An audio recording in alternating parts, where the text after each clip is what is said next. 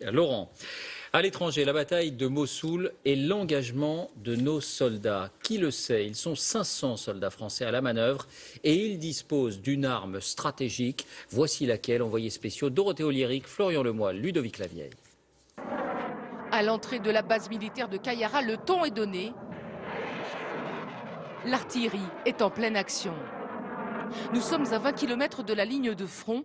Ici, Irakiens, Américains et Français combattent le même ennemi, l'organisation État islamique.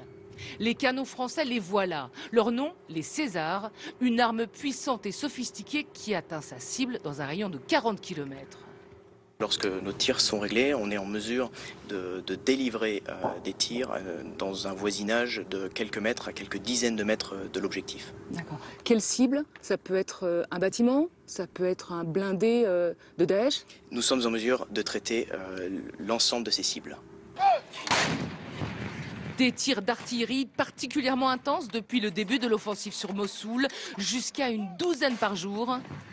Et ce sont plusieurs dizaines d'obus qui peuvent être envoyés chaque fois sur la ligne de front. Première pièce, tirée. L'artillerie française intervient aussi de nuit, souvent pour stopper la progression de l'ennemi.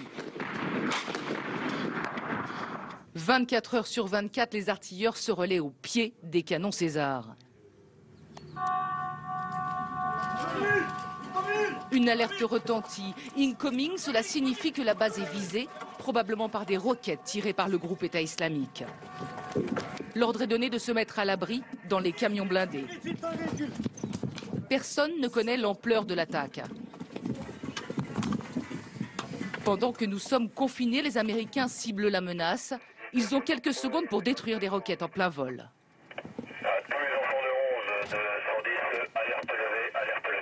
L'alerte aura duré une demi-heure.